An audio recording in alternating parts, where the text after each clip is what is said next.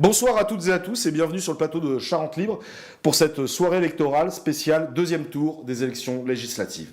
Alors que la mobilisation a encore été très forte en France avec près de 67% de participation, record depuis 1981, c'est un véritable coup de tonnerre qui a résonné vers 20h. Déjouant tous les pronostics, c'est en effet le nouveau Front populaire qui arrive en tête de ces élections législatives. Selon les projections, le nouveau Front populaire obtiendrait de 172 à 192 sièges. En seconde position, ensemble, le groupe d'Emmanuel Macron, qui obtiendrait de 150 à 170 sièges. Le Rassemblement national, qui était en ballottage ultra favorable lundi dernier et qui se voyait déjà à Matignon, n'arrive qu'en troisième position avec de 132 à 152 sièges. En Charente, il n'y a aucun changement, c'est le statu quo. Sur la première circonscription, René Pilato, LFI, est réélu, même si tous les dépouillements ne sont pas terminés. Sur la deuxième circonscription, Sandra Marceau, Ensemble, a effectué une remontée improbable et conserve son siège. Sur la troisième circonscription, Caroline Colombier, députée sortante RN, conserve également son siège. Petite précision, Charente Libre, attachée au pluralisme, a toujours proposé aux candidats et élus Rassemblement National de venir sur ce plateau, même s'ils étaient d'extrême droite, la porte ne leur a jamais été fermée. Ils ont décidé eux-mêmes ce soir de boycotter la soirée et de ne pas venir devant nos journalistes, mais aussi devant leurs électeurs, qui sont nos lecteurs, et donc ils ne seront pas là. Pour décrypter cette situation inédite, j'accueille Maurice Bontinck, éditorialiste à Charente Libre et chef du service information générale. Maurice, bonjour Maurice, c'était une surprise totalement improbable ce résultat qui s'est affiché vers 20h sur les écrans. On peut le dire effectivement, aucun institut de sondage, aucun journaliste les plus introduits auprès des uns et des autres n'a imaginé, n'a dit, n'a écrit que le nouveau Front populaire pouvait être la première force parmi les trois blocs ce dimanche. On était encore, il y a quelques jours, quelques semaines, ça paraît presque il y a longtemps, à imaginer un RN en position de majorité absolue, voire en majorité relative proche de la majorité absolue. Ils ont presque vécu ce dimanche soir, un 21 avril 2002, à l'envers de leur côté, c'est-à-dire qu'ils se retrouvent en troisième bloc. Mais au-delà de ces chiffres que tu as rappelés, ce qui est très significatif pour moi, c'est le fait que cette assemblée va être la même pendant un an. Ça veut dire que pendant un an, on a ce qui ressemble quand même à une assemblée ingouvernable, parce que vous pouvez prendre les chiffres dans tous les sens. Il n'y a aucune possibilité de faire, pour l'instant, en ce jour, une alliance entre tel ou tel bloc, ou imaginons par exemple Ensemble avec LR, UDI et DVD, ce qui serait peut-être l'alliance la plus logique. Ça ne ferait a priori pas du tout les 289 sièges pour une majorité absolue. Et l'hypothèse du gouvernement technique qui expédie les affaires courantes, mais il faut quand même faire un budget, c'est un fantasme. Ça sera très compliqué, il faut savoir avec qui. Et si on enlève ceux qui ont déjà dit non clair et ferme, comme Jean-Luc Mélenchon, dès 20h02 avec ses 60 députés, on a du mal quand même à trouver une majorité absolue. Et même Olivier Faure l'a dit dans la foulée. Là, on n'est pas sur un contrat de gouvernement possible avec la majorité, Ensemble, pardon. Et donc, qu'est-ce qui nous attend demain ? De la cacophonie, comme sur les plateaux télé depuis tout à l'heure, où chacun est déjà en train de s'invectiver entre Ensemble, Nouveau Front populaire, on s'écoute déjà pas, où ils sont capables éventuellement de sortir du chapeau, j'en sais rien, François Hollande par exemple, ancien chef d'État, de dire allez, éventuellement, allez-y. Moi je pense que la synthèse. Ce qu'on va voir, c'est qu'il va pas se passer grand-chose pendant plusieurs semaines, en tout cas en termes Malgré les JO ? En termes de quoi? Peut-être justement grâce aux JO, c'est-à-dire qu'ils vont peut-être laisser passer les JO et qu'il y a dans les boucles ministérielles déjà l'info qui serait passée au directeur de cabinet de se préparer à rester pendant de longues semaines encore sur un gouvernement qui pourrait durer jusqu'à ce qu'on trouve une coalition introuvable. Donc ça paraît très compliqué d'imaginer en ce dimanche de sidération pour tout le monde, une porte de sortie politique. Alors on s'en rappelle, on l'avait vu notamment au moment de la nomination d'Elisabeth Borne. Emmanuel Macron est capable de prendre son temps pendant longtemps, très longtemps. Donc aujourd'hui et demain, le Premier ministre, c'est toujours Gabriel Attal. Le ministre de l'Intérieur pour la sécurité des JO, c'est toujours Gérald Darmanin. Et ça peut être le cas jusqu'à la fin de l'été, ou jusqu'au JO, ou jusqu'à ce qu'il décide de changer. C'est possible parce qu'on est sur une élection où, à part le RN qui parle déjà d'un parti unique, c'est-à-dire tous les autres qui seraient face à lui, tout le monde se déclare un peu vainqueur de cette élection. On a dès 20h02, on a vu ce qu'on appelle l'entourage de l'Élysée dire le bloc central est toujours vivant après 7 ans, c'est bien la preuve qu'on a bien fait de dissoudre aussi pour clarifier la participation Le Monde. Donc là, la majorité par l'intermédiaire de l'entourage d'Emmanuel Macron, dit qu'elle a quelque part gagné aussi.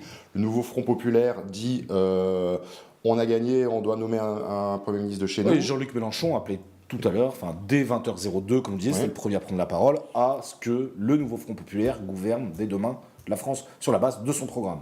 Ça paraît complètement improbable. On est dans des positions de force et on va peut-être négocier. Chacun revendique la victoire. On est dans une situation historique dans le sens où elle n'a jamais existé avant. Donc on est vraiment face à un grand saut dans l'inconnu, comme on l'a écrit à plusieurs reprises. On ne s'attendait pas à ce type de saut, c'est vrai, puisque on s'attendait plus au Rassemblement national devant les deux autres blocs. Là, c'est l'inverse, ils sont en troisième position. On est passé de la clarification à la confusion, comme on le disait déjà la semaine dernière, en gros. On n'est pas du tout dans la clarification. Je le répète, cette assemblée, quoi qu'il arrive, restera pendant un an l'assemblée de notre pays. Donc pendant un an, il va falloir trouver des solutions qui paraissent, en ce dimanche soir, je ne sais pas quelle heure il est, 20h50. 20h50. Pour l'instant, introuvable. Donc, ça sera très compliqué. Revenons-en aux deux infos principales. La première, le nouveau Front populaire en tête. La deuxième, le Rassemblement national en troisième position. Alors que les scénarios les plus bas, c'est entre 220 et 240 sièges, donc quand même majoritaire. Comment vous expliquez ce reflux du Rassemblement national ? Le Front républicain a vraiment joué à plein et il y a eu un sursaut d'électeurs pour leur faire barrage ? Il semble déjà, on l'a vu avec le taux de participation, qu'il y a eu, quel que soit le bulletin de vote que les uns et les autres ont mis, une vraie conscience que c'était un moment très important pour non pas que la politique française, mais le pays en lui-même. Et donc déjà, il y a eu cette participation très importante. Et ensuite, on peut dire que le front républicain ou le barrage ou les désistements ont certainement favorisé le recul par rapport à ce qui était annoncé du Rassemblement national. On va le voir dans plusieurs élections qui n'étaient pas gagnées pour le nouveau Front populaire et surtout pour Ensemble. Ils ont réussi à maintenir pas mal de députés par rapport à il y a 2 ans. C'est l'autre surprise. Ensemble, on les attendait extrêmement bas, voire en voie de disparition. Finalement, ils réussissent à s'asseoir sur un socle relativement haut par rapport à ça. Là, c'est la même chose. Les quelques sondages en projection de sièges, alors on rappelle que c'est toujours difficile de passer en projection de sièges par rapport à des intentions de vote aux législatives. Il y avait beaucoup de sondages qui annonçaient moins de 100 députés de la majorité. Là, on est quasiment à des blocs, j'allais dire presque équivalents. Les 3 blocs sont pas loin d'être équivalents. En tout cas, la fourchette basse de Nouveau Front populaire et l'équivalent de la fourchette haute de Ensemble. Donc, et la base de Ensemble et la haute du Rassemblement national. Voilà. Ça peut éventuellement s'inverser. Jordan Bardella parle déjà d'alliance du déshonneur. Vous me disiez tu me disais en préparant cette émission il y a quelques minutes, finalement l'Assemblée n'est pas à l'image politique du pays.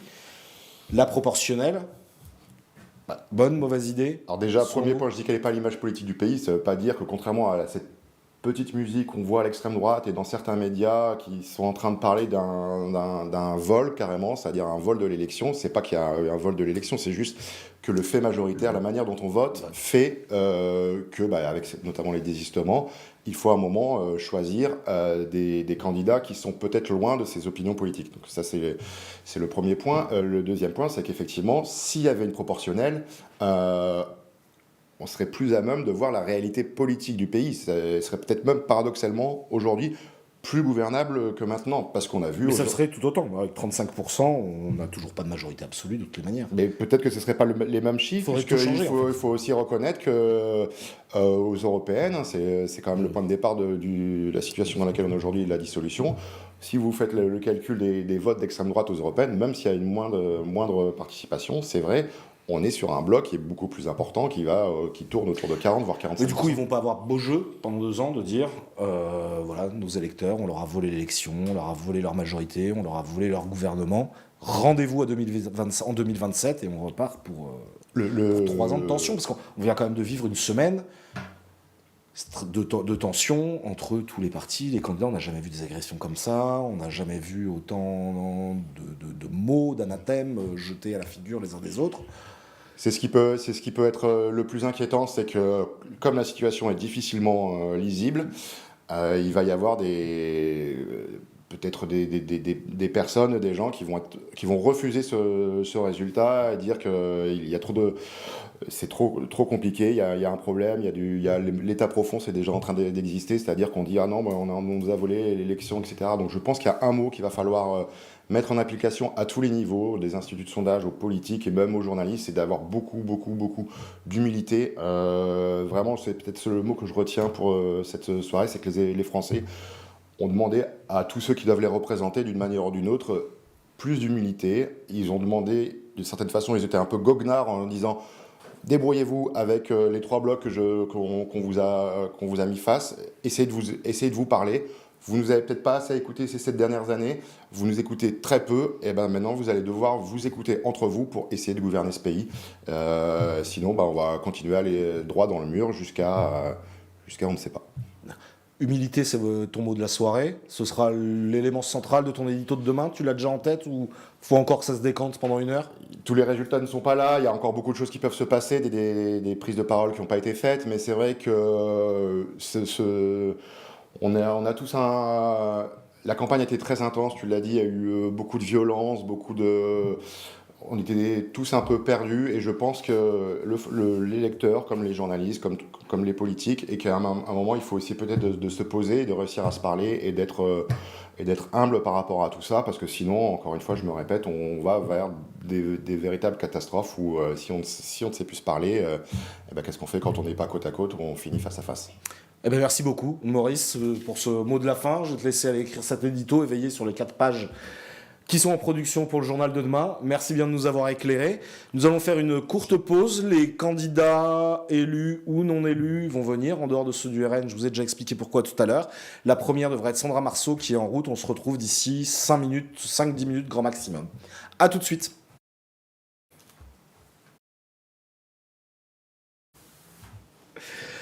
Rebonsoir, après le décryptage national effectué par Maurice Montinck, j'accueille cette fois pour cette soirée électorale spéciale 2e tour législative René Pilato, député, on peut le dire désormais, il vient d'être réélu LFI sur la première circonscription de la Charente, et son challenger Thomas Mesnier, candidat Horizon, qui, comme en 2023, n'a pas réussi à retrouver son siège obtenu en 2017. Je le redis, Charente Libre, attaché au pluralisme politique, avait évidemment invité l'intégralité des candidats Rassemblement National. Ce sont eux qui ont décidé de boycotter cette soirée. Il n'y aura donc aucun des 3 représentants du Rassemblement National sur ce plateau ce soir. René Pilato, bonsoir. Bonsoir, on peut monsieur le Caron. dire aujourd'hui, quand on discutait cette semaine, vous n'étiez pas vraiment optimiste. Vous vous demandiez où étaient vos réserves de voix. Comment vous expliquez cette poussée, ce sursaut et finalement cette élection et ce score? Parce que finalement, vous faites mieux que la dernière fois et vous creusez l'écart même. Oui, alors 2 choses. Évidemment, je siégerai dans le groupe LFI, mais je suis avant tout élu comme député Nouveau Front Populaire. Faut que les gens l'entendent bien. On a un contrat de législature qui est à engager. On n'a pas de majorité absolue. Où est-ce qu'on est allé chercher les réserves de voix? Dans l'abstention. On a regardé effectivement les résultats de premier tour et on est allé motiver tous les gens qui étaient dans l'expectative et qu'il a fallu convaincre. Et apparemment, ça a fonctionné. Une fois de plus, c'est la ville d'Angoulême qui vous propulse Soyaux aussi. Pendant le mandat, comment vous comptez faire pour retisser le lien avec ces autres communes autour, dont certaines qui étaient de gauche, mais qui semblent avoir tourné le dos à la gauche? Alors, je pense à La Couronne, Saint-Michel, Ruelle. C'est la question cruciale que l'on s'est posée pendant la campagne. On avait vu au soir du premier tour que le Rassemblement national avait fait de fortes percées. Le peu de porte-à-porte qu'on a eu à faire dans le temps contraint en dehors d'Angoulême, Soyaux, La Couronne, on s'est rendu compte que quand on expliquait le vote du Rassemblement national, les votes à l'Assemblée, les gens étaient surpris. Ils étaient surpris que ces gens-là, en fait, ne sont pas pour le partage des richesses et votent en faveur de la finance. Et tout doucement, on a commencé à déconstruire. Donc, on va s'atteler comme tâche, on va se fixer comme mission de parcourir vraiment, comme on l'a fait les 16 premiers mois, la circonscription, mais d'une manière différente, non seulement en disant ce qu'on fait nous, mais aussi ce que votent les différents groupes à l'Assemblée, afin de faire de l'éducation populaire et que les gens, la prochaine fois, soient un peu plus éclairés. Thomas Mesnier, vous, à l'inverse, finalement, c'est Angoulême qui vous pénalise une fois de plus. Ça a été trop juste. Comment vous accueillez ce résultat? Finalement, vous arrivez deuxième quand même. Vous êtes devant... Je suis devant le Rassemblement oui, national. devant le Absolument, Rassemblement je suis national. deuxième. Et en nombre de voix, vous faites quasiment l'un de vos meilleurs scores. Oui, on progresse. Bon, d'abord, je voudrais adresser mes félicitations républicaines Merci, à René Thomas. Pilato, comme j'ai félicité les 2 autres parlementaires réélus en préfecture. Effectivement, moi je veux remercier tous les électeurs qui sont portés sur ma candidature. C'était malheureusement pas suffisant ce soir. On fait de bons scores globalement, mais effectivement c'est insuffisant, en particulier sur la ville d'Angoulême, qui comme en 2023 fait le résultat ce soir. En 2017, lorsque vous avez été élu, vous avez bénéficié de la vague En Marche à l'époque. Aujourd'hui, en Charente, être un candidat estampillé Emmanuel Macron, on part avec un boulet au pied. Comment s'est passée cette campagne pour vous? Vous savez, j'ai rapidement montré ma sensibilité plus proche d'Édouard Philippe que d'Emmanuel Macron. Après, effectivement, les Charentais savent que j'ai commencé mon engagement en 2016 derrière le président de la République. Et effectivement, autant en 2017, ça mettait le vent dans le dos, autant en 2024, ça met plutôt le vent de face. J'observe malgré tout que par rapport au score de la majorité présidentielle aux européennes, par exemple, je pense que les Charentais font bien le distinguo et je réalise de bien meilleurs scores que ce qu'avait pu faire la majorité présidentielle, parce que je veux y voir le fait d'un rassemblement beaucoup plus large autour de ma candidature. Mais malheureusement, ce soir, ça n'a pas suffi. D'accord. René Pilato, vous l'avez dit tout à l'heure, donc vous êtes certes LFI, mais vous êtes un député Nouveau Front Populaire. Les projections pour l'instant donnent le Nouveau Front Populaire entre 172 et 192 sièges. Belle percée. Belle percée. Et à l'intérieur de ce Nouveau Front Populaire, visiblement de minute en minute, le poids des LFI augmente finalement. On était à 60 dans les estimations quand on a commencé à 20h30. Finalement, là, on arriverait à quasi 90 ou 95 pour l'instant. Ça fait pas de majorité absolue, ça fait même pas de majorité tout court. Demain, on fait comment? Dès demain matin. On fait tout simplement, donc j'écoutais Thomas Mesnier et effectivement la clé est là. C'est-à-dire que sur tous les documents des candidats de la majorité présidentielle, il n'y avait plus le nom de Macron et ils s'étaient tous démarqués, vous avec Horizon et d'autres avec simplement la non-étiquette Macron. Et en fait, la Macronie, telle que l'avait définie le président de la République, elle est enterrée, il a dissous, il est enterré.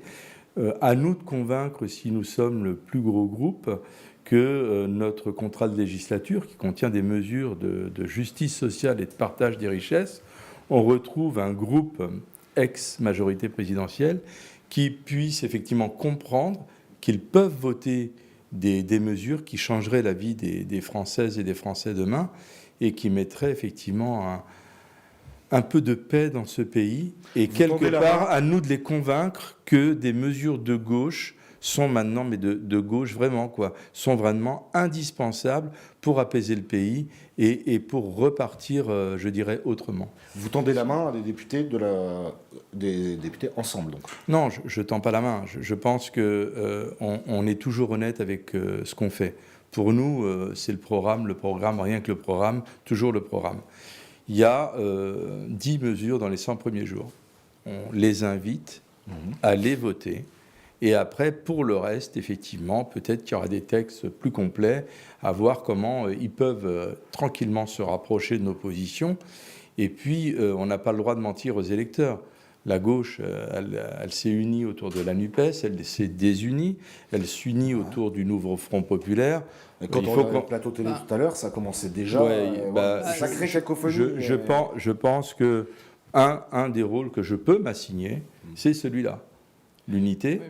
Et tranquillement la concertation pour que ce programme sur lequel on est engagé, on ne le trahisse pas une nouvelle fois comme à une époque. Et ça permettra effectivement de souder la gauche. Si tout le monde comprend que ce programme peut souder la gauche, on va y arriver. Thomas Mesnier, vous avez été député d'une majorité, proche des ministères, d'un gouvernement, rapporteur du budget de la sécurité sociale. Ce scénario, vous y croyez ou dans les appareils parisiens et ministériels J'observe que le premier à avoir pris la parole pour le nouveau Front Populaire ce soir, c'est Jean-Luc Mélenchon, qui dit le nouveau Front Populaire, rien que le nouveau Front Populaire, tout le Front Populaire et pas de coalition. Sauf que le nouveau Front Populaire va avoir 170, peut-être 180 députés. Il n'y a même pas une majorité relative aussi importante que celle qui... Mais du coup, il y en a pour personne. Mais il y en a pour personne parce qu'en fait, on voit que l'Assemblée nationale va être le reflet des 3 blocs dont on ne cesse de parler depuis quelques semaines. Et j'observe que si on s'en fie aux déclarations de M. Mélenchon ou de M. Faure, il n'y a pas de coalition possible comme, par exemple, j'avais appelé à le faire cette semaine, Emmanuel Macron et Gabriel Attal ont dit on ne gouverne pas avec LFI. Déjà, on enlève 95 personnes qui ont dit on tourne le dos. Vous savez, avec Édouard Philippe, on tendait la main aux socialistes, aux écologistes, jusqu'à la droite républicaine, pour essayer de construire une nouvelle majorité parlementaire. J'observe que là non plus, ça ne suffira pas. Oui, parce qu'on peut prendre les chiffres comme on veut, on n'arrive jamais à 289 en fait. On peut prendre les chiffres comme on veut, ça ne fonctionne pas. Et donc, nous verrons ce qui lancera des décisions du nouveau Front Populaire, de quel Premier ministre sera nommé par le Président de la République. J'observe qu'aujourd'hui, en tout cas, il n'y a pas de majorité, que toutes les mesures, et j'entends que vous souhaitiez appliquer votre programme, c'est bien normal, vous venez d'être élu. Mais il n'y a pas de... C'est un respect, monsieur Mesnier, c'est un respect des électeurs. Ah non, mais je ne suis pas en train de dire le contraire.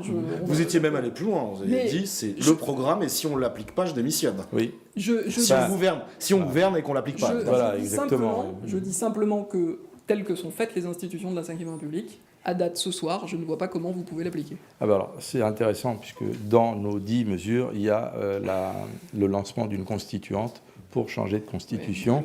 Et peut-être que tout le monde conviendra que la Ve République, qui a rendu un bon service, il faut peut-être passer à autre chose. Et on accueille, parce que je sais qu'il y a des choses à dire sur ce sujet-là, Sandra Marceau, qui conserve son siège de députée sur la 2e circonscription de la Charente. Non, je vais y aller, moi.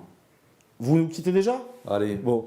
Parce qu'il était prêt à tendre à la main, donc pour faire un petit résumé, Sandra Marceau, René Pilato a indiqué que le nouveau Front Populaire était en tête, qu'il était député nouveau Front Populaire, et qu'il fallait peut-être que des députés des autres camps comprennent qu'on porte un programme qui est quand même... enfin une majorité. C'est quelque chose qui vous allez, je crois que vous parlez d'Alliance des démocrates.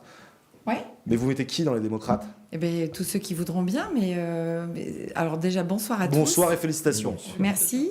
Je veux saluer d'abord les électeurs, c'est toujours très important, et tous ceux qui m'ont apporté leur soutien clair et franc et massif cette dernière semaine. 61% votre score de mémoire, je crois, c'est ça ? Non, 52... 52, pardon, j'avais dû avoir... Presque 53. De la ville.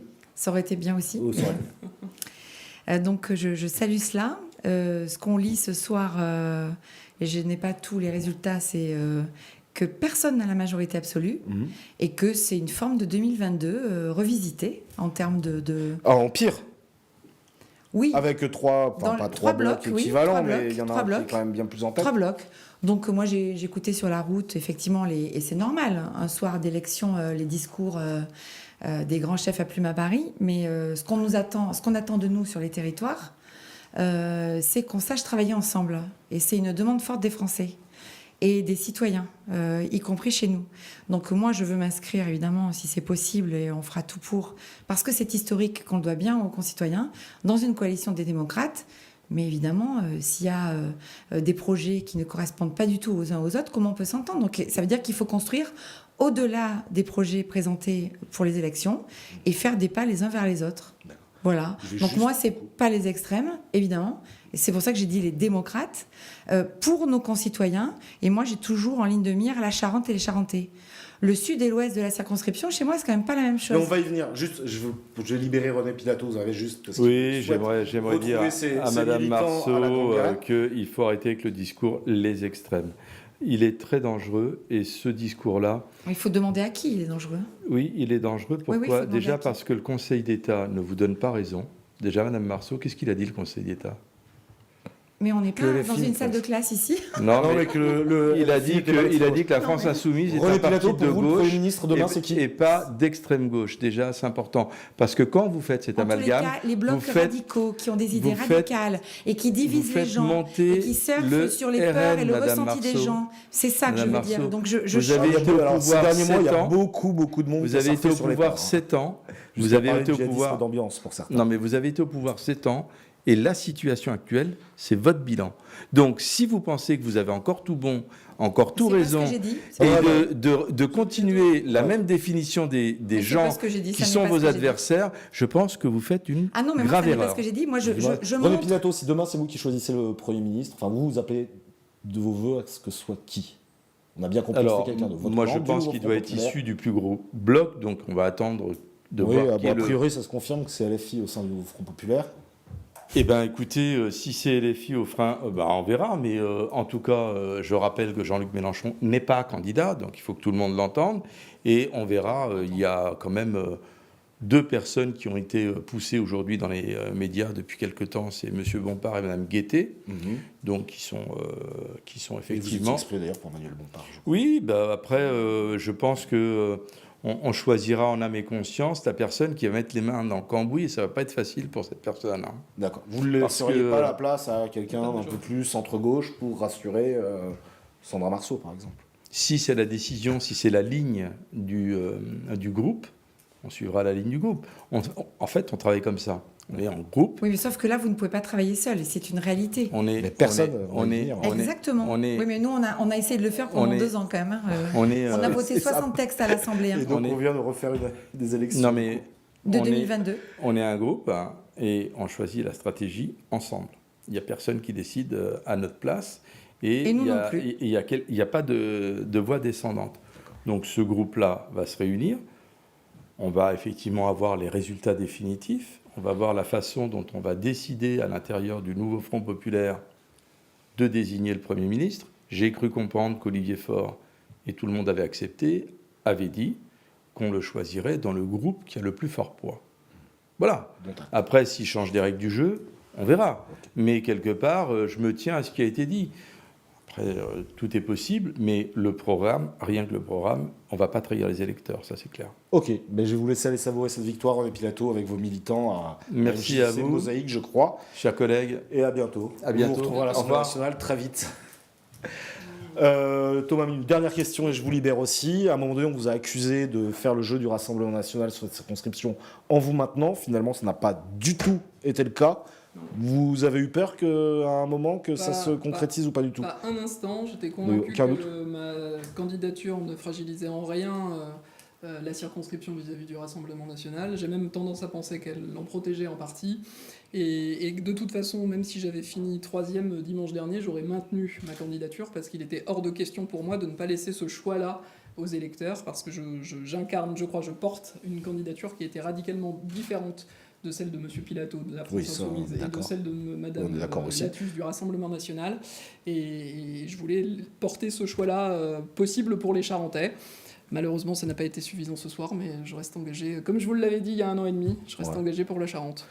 Ok, donc toujours conseiller départemental Absolument. et toujours sur le terrain Absolument. pour les échéances On futures. continuera de se croiser. Ok, et ben bon courage à bientôt. vous. Alors, Merci. je vous libère Salut Thomas. également. Sandra Marceau, c'est comme le Barça, la remontada inespérée. Vous partiez de 27%, vous arrivez à 52, vous m'avez dit? J'avais pas le résultat Peut-être un peu moins de définitif, 53, mais il nous manquait encore, je crois, à intégrer un bureau à Cognac. Franchement, mais, dimanche dernier, vous y croyiez? j'ai eu dans la tête que c'était 50-50 toute la semaine. Donc, je m'étais préparée aux 2 éventualités, mais le sujet, c'est pas moi et ce que je crois, c'est de voir ce qui se passe et comment la Charente s'inscrit là-dedans. Ouais. Mais sur le petit jeu politique, quand même, on voit, quand on regarde les résultats, que finalement, le report des voix de Carole Ballu et d'une grosse partie de Didier Joby vous a bénéficié, malgré le petit coup de couteau dans le dos des Insoumis de Cognac dans la semaine qui a réinventé un nini entre le Rassemblement national et Ensemble. Du coup, ça vous réjouit. Je rappelle que vous veniez de la gauche il y a des années. J'avais des fait années. campagne, Mais le comme vous le report a savez. été, Je n'avais voilà. pas d'étiquette en 2015, avec d'ailleurs Philippe Bouty, avec le sénateur Boutan à l'époque, et avec notre ami, mon ami Jean-Pierre Deniel, Jean-Pierre qui est décédé. Et j'ai une grande pensée pour lui parce que il avait quitté le PS, il était centre-gauche. Et avec Christophe Roy, c'est vrai qu'ils m'ont fait passer voilà, des messages et inculqué des idées. Mais moi, lui, en même temps, m'allait très bien, me va toujours très bien. D'ailleurs, pour l'idée d'une coalition, c'est ce qu'il va falloir qu'on fasse. Comme je l'ai dit tout à l'heure, on le doit aux citoyens charentais. Ça va être difficile. Je n'étais pas née, mais depuis le début de la 5e, visiblement, ça ne s'est pas passé. Et donc, on a une responsabilité vis-à-vis de ça. C'est historique et on ne peut pas éternellement ramener les citoyens devant les urnes tout le temps. Donc là, on a compris pendant la campagne une certaine fatigue, un énervement, mais enfin, la participation montre qu'il y avait effectivement un engouement. Donc, on leur doit, du fait de cet engouement et d'avoir joué le jeu, si j'ai envie de dire, mais on leur doit de travailler pour eux et de trouver une coalition. Et moi, je veux absolument participer à ça. Je ne sais pas effectivement comment ça va se passer dans nos groupes respectifs. Si demain c'est vous la Première ministre, vous la faites avec non, qui, mais alors cette ça, coalition? jamais, ça sera Bon, moi. ce ne sera pas vous, non, mais certes, mais dans l'idéal, les extrêmes, on a bien compris qu'a priori pour vous, LFI était un extrême et pas un démocrate, le RN aussi. En fait, j'ai envie de dire, il ne faut sans doute pas partir. Parce que rien que sur la fiscalité, entre le nouveau Front Populaire et il y a l'Horizon, tellement de ou choses, même vous, il n'y a rien de commun. Non, mais il y a tellement de choses à voir. Déjà, si on pouvait ne pas partir de ce qui nous différencie radicalement. Et c'est plutôt ça qui s'est exprimé depuis 2022. C'est pour ça que je parlais, ou d'extrême, en tous les cas, de radicalité extrêmement dure. Radicalité dure, ça en rajoute, bon, déjà. Oui, cette campagne donc, l'a été. Ouais, c'est pas faux. Mais ce que je veux dire, c'est que si d'ores et déjà on sortait de ce qui est dur et de ce qu'on ne veut pas faire et qu'on essaie de trouver des points communs, ou alors regarder la France d'un autre prisme. Je pense que les Français nous demandent de travailler ensemble. C'est le résultat, là. C'est le renforcement des 3 blocs de 2022. Bon, ben, il va falloir le faire. J'espère qu'on ne repartira pas. Ça va pas être simple. Je ne sais pas si vous avez suivi les plateaux télé, mais ils avaient plutôt l'air de... Ouais, mais c'était là, plus de la cacophonie qu'autre chose depuis tout à l'heure. Ça ne s'est jamais vécu, c'est historique. Mais du coup, derrière, le RN n'aurait-il pas beau jeu de dire, regardez cette alliance de la Carpe et du Lapin, il a déjà dit, Bardella, là. à droite. Il a déjà dit, là, Bardella. Et c'est pas l'autoroute vers 2027 ? Oui, il l'a déjà dit. Il a parlé d'alliance du déshonneur. Franchement, 2027, j'ai envie de dire, on en est loin. C'est court et c'est loin. D'accord. Sur votre circonscription, au premier tour et aux européennes, on a quand même vu une percée, mais historique, du Rassemblement national, malgré un candidat totalement inconnu et pas au fait des problématiques locales, et notamment celle du cognac. Le monde de la viticulture semble quand même envoyer un message assez sévère. Vous l'accueillez comment, ce message ? Enfin, vous le traduisez comment, surtout ? Parce qu'on sort quand même d'un âge d'or. Alors certes, on rentre dans des difficultés pour le cognac, mais la situation était plutôt pas trop mal ces 10 dernières années. Et comment vous comptez travailler le terrain pour essayer d'inverser cette déjà, tendance ? il faut continuer à toujours rencontrer tout le monde et parler avec tout le monde. Et effectivement, là, avec une succession d'élections, souvent, et c'est le propre aussi des populismes, c'est de jouer sur des sujets qui sont parfois en dehors, directement, j'ai envie de dire, de la politique. Des stratégies à l'Assemblée. On sait que le cognac, c'est pas forcément à l'Assemblée que ça se gère. Là, le gros enjeu avec l'enquête anti-doping, c'est au niveau européen. Mais c'est aussi, bien sûr, quand même national.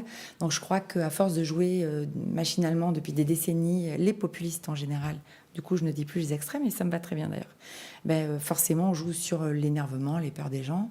Je crois que quand on est élu, on a une responsabilité. J'ai essayé de la faire mienne, c'est de rendre compte tout le temps. Mais à tout niveau, c'est-à-dire les élus nationaux, les élus locaux. Je ne dis pas qu'ils ne le font pas, mais personne ne le fait de la même manière. Et ça, c'est un vrai sujet, je pense, pour faire comprendre ce que c'est que la politique. Ça peut être noble aussi. Donc, c'est continuer le terrain. Je pense aussi que les viticulteurs, j'ai beaucoup discuté avec beaucoup d'entre eux. Ils sont complètement conscients de ce qui se passe.